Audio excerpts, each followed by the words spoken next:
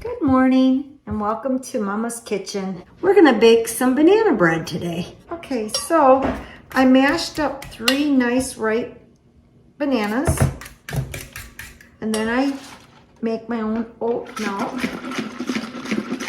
And I'm gonna start out with just 1/4 of a cup of oat milk. Okay. And I made my flaxseed, I made 2 flaxseed eggs, and that will bind everything and hold everything together just like eggs do when you're baking. And if you don't know how to make a flaxseed egg, it's just 1 tablespoon of flaxseed meal and 3 tablespoons of water. Okay, and that'll make your egg.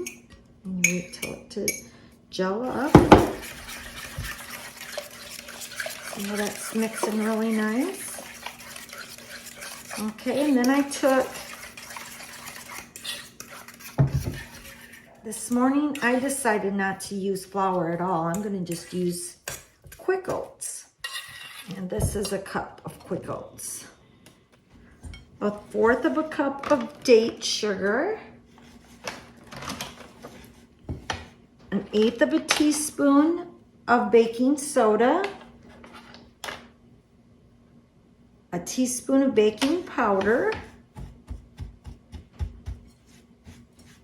and 1/2 teaspoon of allspice. Now, if you don't have allspice, you could just use cinnamon. I don't use any oil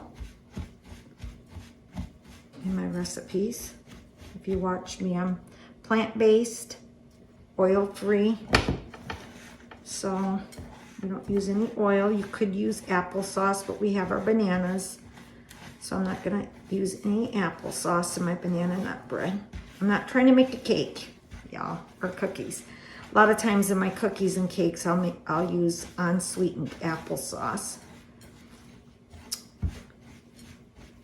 So I set my temperature at 350 and I have it on right now, getting preheated. Okay, so what I did is I'm using quick oats. I'm not using any flour in this. So, and then you just want to mix it up really good. That looks really great. So I'm adding some cranberries. I love my cranberries. They're cran raisins from Ocean Spray, my favorite kind.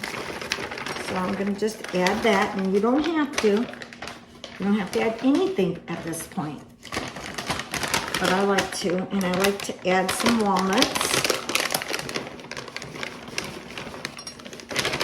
Not a whole lot. And you don't want to overmix it either when you're making banana nut bread. So that's great. That looks really, really, really, really good. And you could add some chocolate chips. And then I'm using parchment paper, and I usually wrinkle it up really nice. And then I put on my little pan. It's just easier to get it up and out of there and put it on a plate to cut up. Just kind of smooth it out here. Oh, that looks so good. And you're gonna bake it for about 45 minutes to an hour. But I check it at 45 minutes. Kind of do that. And then if you wanted to, I've seen some of them take and peel up a banana and lay it on top for decoration, but I'm not gonna do that. I use 3 nice ripe bananas for my recipe. So I will show you what it looks like when I come back. Okay, so it's done. Comes out nice and clean. And then what I was telling you, it'll lift right out of the pan for you using parchment paper.